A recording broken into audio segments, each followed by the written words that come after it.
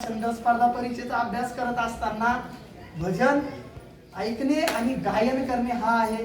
मग ते म्हणजे गायन करणे वा म्हणे छान आहे म्हणे. मग म्हणे भजनामध्ये कोणता प्रकार? भजनामध्ये तर खूप सारे प्रकार आहेत. म्हणलं सर भजनामध्ये गवळण प्रकार, कारण गवळण सोपी जाते गायला, मग ताला सुरात गायली तर समोरच्यावर इम्प्रेशन पडतं, त्याच्यामुळे म्हटलं गवळण. बरं म्हणजे गवळण म्हणजे चांगली गोष्ट आहे. आणि त्याच्यानंतर गवळणीमध्ये गवळण कोणाबद्दल, गवळण काय प्रकार आहे तिथं एक्सप्लेनेशन. परत मग सांगितलं भगवान परमात्म्याबद्दल, ईश्वराबद्दल आत्मीयतेने प्रेमाने जे केलेलं काव्यात्मक वर्णन असतं म्हटलं ती म्हणजे गवळण. म्हणजे ते ठीक आहे, पण गवळण म्हणजे कोणाविषयी गायलेली? जरा तिथं डोकं हँग झालं होतं. गवळण आपण भगवानाबद्दल सांगितलं सगळं. आपल्याला जास्त करून आपण भगवान विष्णूचा अवतार असेल किंवा गौतम बुद्धांचा अवतार असेल किंवा जगामधला कोणता ईश्वर असेल तो बघितला पांडुरंग परमात्म्याच्या स्वरूपात. मग त्याच्यामुळे तिथे डायरेक्ट पांडुरंग परमात्माच आठवायला लागले, श्रीकृष्ण आठवणच नाही गवळण प्रकारामध्ये. पण लगेच डोक्यामध्ये असं एक टॉर्च लागल्यासारखा झाला, कारण हे गवळण प्रकार म्हणजे गवळ्याच्या मुलासाठी गायलेला काव्यात्मक प्रकार, कृष्णासाठी. मग म्हणलं सर भगवान कृष्णासाठी गवळण प्रकार गायलेला आहे. मग ते म्हणजे एक्झॅक्ट तेच उत्तर पाहिजे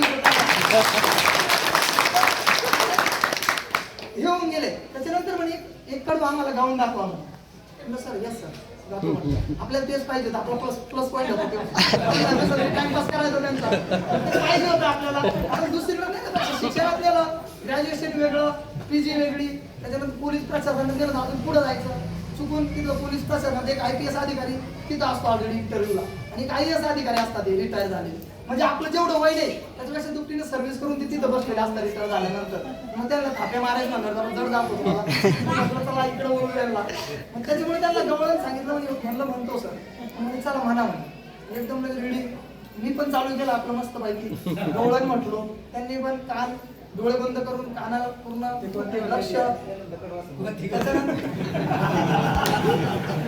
लक्ष देऊन ऐकलं आणि म्हणाले वा म्हणे तुमचा आवाज आणि ताला सुरत म्हणजे खूपच छान आहे म्हणे.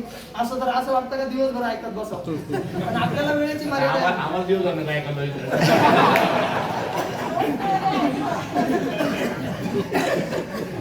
त्यांना मी धन्यवाद म्हटलो. आणि त्या स्वरूपामध्ये म्हणजे कॉमेडी बोलत होतो, खरंच देव आहे की नाही तर मी अगोदरच सांगितलं पॅनलच देवानंद शिंदे सरांचं होतं. साक्षात मला तिथंच देव दिसला आणि माझा विश्वास झाला का देव पण आहे, आणि मला तिथंच कन्फर्म झालं. कारण त्यांनी मला मागच्या इंटरव्ह्यूचे मार्क विचारले किंवा तुम्ही किती मार्काने घरी राहिला हे पण विचारलं. तेव्हा कळलं की आपल्याला त्याच्यापेक्षा कमी मार्क तर देणार नाही ते. आणि मला मागच्या वेळेस जेवढे दिले त्याच्यापेक्षा 2-4 कमी जरी दिले असतात माझं काम होत होतं, आणि इकडे पेपरला पण चांगले मार्क होते यावेळेस. त्यामुळे मी निश्चिंत होतो आणि अगोदरच छाती ठोकपणे सगळ्यांना सांगायचो, गर्वाने सांगायचो. कोणी बोललं तर यावेळेस होणार, थोडं दम धरा, यावेळेस होणार. कारण माझं जे व्हॅलिडिटी कार्ड किंवा घरच्याला जे दिलेले होतं वेळ, घरच्यांनी माझ्यासाठी राखून ठेवला वेळ त्यांच्यासाठीचा, तो संपूर्ण 2 वर्ष झाले होते. त्यामध्ये 2 वर्षापूर्वीच अपेक्षित होतं, पण ते नाही करू शकलो मी. मध्यंतरी माझ्याकडून नाही शक्य झालं किंवा मी तिथपर्यंत नाही पात्र ठरलो. त्याच्यानंतर आता परत मला एक व्हॅलिडिटी कार्ड भेटलं होतं.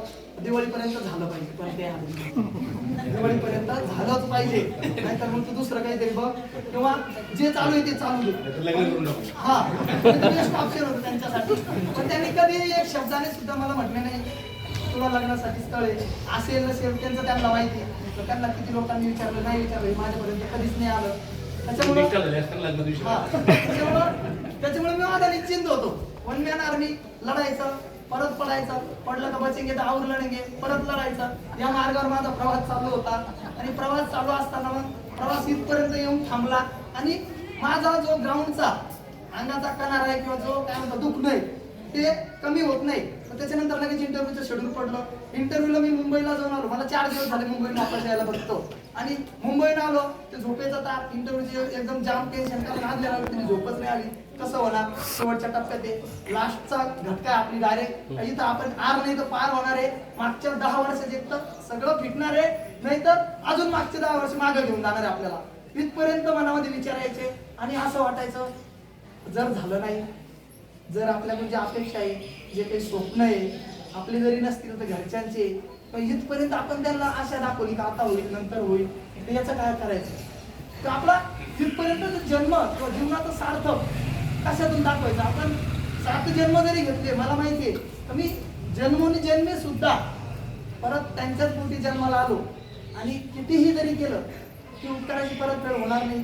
कारण मी एवढा कधीच झालो नसतो जे की माझी पाठी राहते, ज्यांनी मला सपोर्ट केला किंवा अडीअडचणीच्या काळात किंवा ह्या परिस्थितीमध्ये एकंदरीत त्यांच्यामध्ये काय एकमेकावर टेन्शन येत असेल किंवा एकंदरीत परिस्थितीचं हे होत असेल, माझ्यापर्यंत कधीच नाही आलं. त्यांची तानातानी असेल किंवा कोणी त्यांना बोललं असेल, कोणी विचारपूस केली असेल तर नक्कीच त्यांनी माझ्यापर्यंत कसलाही एक शब्द सुद्धा नाही आणला. कारण की त्यांना माहिती होतं हा एकदम हायपर माणूस आहे किंवा हा काय बोलेल कोणाला ह्याचा भरोसाच नाही आहे. कारण माझ्यामध्ये ॲटिट्यूडच तेवढा भरलेला आहे किंवा मी परिस्थितीला एवढा निगरगट्ट बनलेलो आहे. त्याला मला तुम्ही जवळून बघितलं असेल किंवा माझ्या घरच्यांनी बघितले, माझ्या घरामध्ये कोणी एक्सपायर जरी झालं तुम्हाला रडायला येत नाही. कारण माझ्या जीवनाचा सुरुवात किंवा जीवनाची हे परिश्रम जेवढे झाले, माझ्या डोळ्यातले आसू आटलेले, डोळ्यात पाणीच नाही येत कधीच पाणी येत नाही. कोणी मयत जरी झालं घरचे, मी असं जस्ट बघतो, मला आतूनच दुःख होतं, हृदयामध्ये कितीकच दुःख झालेलं असतं पण डोळ्यावर ते आसू दिसत नाहीये किंवा ते येतच नाही. आणि याच्यामुळे मी आता निगरगट्ट झालेलं आहे. कोणी जर बोललं ना बिनधास्तपणे कसलाही विचार न करता रोखोक बोलतो. कारण मी ते अनुभवलं की या संघर्षामध्ये किंवा या एवढ्या प्रवासामध्ये ना कोणीच कोणाचं नसतं. आई वडील सोडले आणि जवळचे लोक जर सोडले ना तर बाकीचे लोक एकदम गंमत पाहतात. एक पाहुणे रावळे किंवा तुम्ही जे आहे तर हे एक वेगळी गोष्ट आहे, पण हे मी जवळून अनुभवलंय. तर मला नानाच्या वेळेस असेल किंवा दादाच्या वेळेस असेल किंवा इतर बंधू भावांच्या संघर्षाच्या वेळेस असेल तर याच्यावर टोमणे मारणारे लोक जास्त दिसतील तुम्हाला किंवा एक खोचक इतरांचा वळ चुगल्या करणारे म्हणतो आपण त्यांना.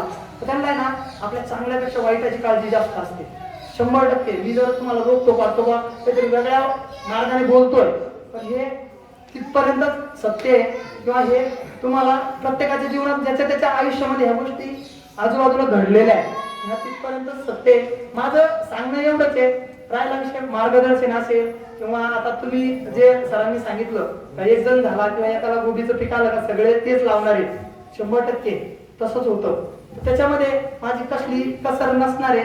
फक्त माझं सांगणं एकच राहील का जर तुम्ही त्याच्या पाठीमागं उभा राहायचं किंवा कोणी असो, मुलगा असो की मुलगी असो, त्याला जर उभा करण्याचा प्रयत्न करताय ना तर शेवटपर्यंत साथ नका सोडू. कारण की बरेच उदाहरण असे बघितलेले मी का सुरुवात एकदम दणक्यात होते, एकदम तो पण सुद्धा पेपर देण्याच्या एकदम 3 वर्ष ग्रॅज्युएशन होईपर्यंत दणक्यात तयारी होते. पैशाचा पुरवठा किंवा जे आर्थिक पाठबळ आहे त्याला कसलंही टेन्शन नसतं. पण ज्यावेळेस त्याचे मेन्स प्री किंवा जे रिझल्ट यायला लागतात त्यावेळेस ना 1-2 मार्कांना जर अचानक गेलं तर रिझल्ट गेला तर त्याच्यानंतर लोक त्याच्यावर विश्वास सोडून देतात आणि पाठिंबा काढून घेतात किंवा काय म्हणतात किंवा आमच्याकडून जेवढं शक्य होतं ना तेवढं आम्ही केलं, आता तू तुझं बघून घे. आणि त्याच काळात त्यांना गरज असते तर त्या काळात तुम्ही उभं राहिलं पाहिजे. कारण की जर समजा सर्वच कुटुंबाने मिळून प्रयत्न केले, माझ्या संघर्षातून तुम्हाला नक्कीच दिसून आलं का सगळ्यांनी मिळून जर प्रयत्न केले ना 100% यश येतं.